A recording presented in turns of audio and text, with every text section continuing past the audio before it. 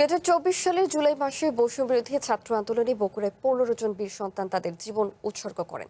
এদের মধ্যে শহীদ রাতু, শহীদ সিয়াম শুভ এবং শহীদ শিমুলের মতো অনেকেই বগুড়া শহরের নামাজগড় কবরস্থানে শায়িত আছেন। এ বিষয়ে বিস্তারিত জানাতে আমাদের সাথে যুক্ত হচ্ছেন সহকর্মী রাকিব জুয়েল।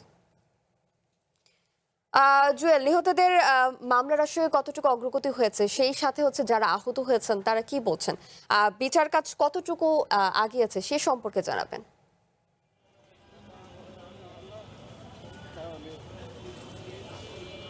শাওন, যদি খানিকটা তথ্য দিই আপনাকে, জুলাই গণ অভ্যুত্থানে এই বগুড়ায় 12 উপজেলা মিলিয়ে কিন্তু 700-রও বেশি জন ছাত্র জনতা এবং সাধারণ মানুষ, নানা শ্রেণী পেশার মানুষ কিন্তু আহত হয়েছেন এবং 15 জন, আপনি বলছিলেন যে 15 জন শহীদ হয়েছেন।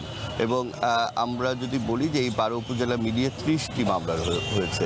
মামলা নিয়ে অভিযোগ রয়েছে শহীদ পরিবারের সদস্য এবং আহত যারা রয়েছেন, যে মামলার যে কার্যক্রম, সেই কার্যক্রম কিন্তু বর্তমানে একেবারেই স্থগিত বলা যায়। আমরা এখন যেখানটায় দাঁড়িয়ে রয়েছি শহীদ জুলাই শহীদের স্মৃতিস্তম্ভের সামনে, এই সাতমাথার এই কাছাকাছি জায়গাতেই কিন্তু জুলাই গণ অভ্যুত্থানে শিক্ষক সেলিম নিহত হয়েছেন, শহীদ হয়েছেন। তার ছোট ভাই আমাদের সঙ্গে আছেন, তিনি জুলাই 24 শহীদ পরিবার সোসাইটির রাজশাহী বিভাগীয় সভাপতিও উজ্জ্বল হোসেন। আমরা একটু উজ্জ্বল হোসেনের কাছে, শহীদ পরিবারের সদস্যও তিনি, তার কাছ থেকে জানতে চাই যে আপনাদের কাছে কি তথ্য রয়েছে মামলা নিয়ে এবং শহীদ পরিবারের সদস্যদের সরকারি সহায়তা সহ যারা আহত রয়েছেন তাদের পরিস্থিতি আসলে এখন কেমন? প্রথমেই আমি স্মরণ করছি সেই এই সাতমাথার শহীদ স্মৃতিস্তম্ভ থেকে, যে আমি গভীর শ্রদ্ধা এবং বিনম্র ভালোবাসায় স্মরণ করছি সেই সকল শহীদদেরকে যারা ন্যায়, অধিকার, সাম্য এবং বৈষম্যহীন এই গণতন্ত্রের জন্য নিজেদের অমূল্য জীবনটা উৎসর্গ করেছেন।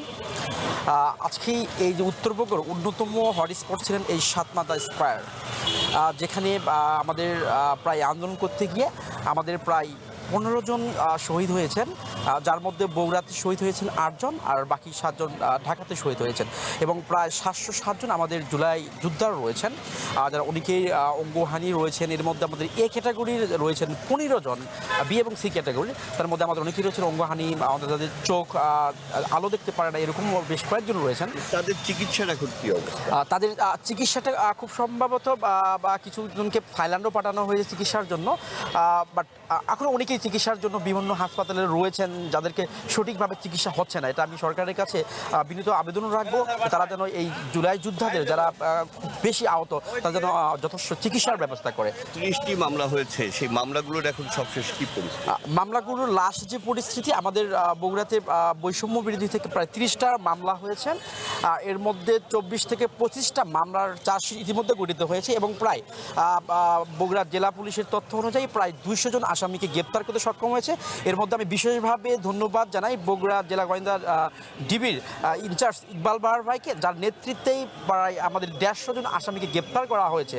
আমাদের সে সময়ের পুলিশ সুপার জিদানাল মুসা স্যার নেতৃত্বেই এতগুলো আসামি গ্রেপ্তার করতে সক্ষম হয়েছেন।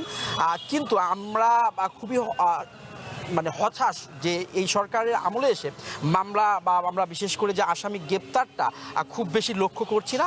তো আমরা সরকারের কাছে আবেদন রাখবো যে এই মামলাগুলো এবং এই যে আসামিকে যেন আরও গ্রেপ্তার করা হয়, এবং আমরা জাতির কাছে চাই যে একটা সুষ্ঠু বিচার আমরা দাবি করছি।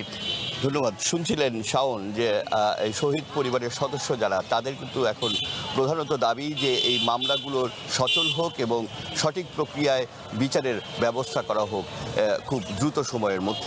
সেই সাথে শহীদ পরিবার এবং আহত যারা রয়েছেন তাদের কিন্তু সরকারি সহায়তা নিয়ে তাদের কোনো অভিযোগ নেই। এই ছিল সবশেষে আমার কাছে বগুড়া থেকে জুলাই গণ অভ্যুত্থানের খবরাখবর। জুয়েল, আপনাকে ধন্যবাদ।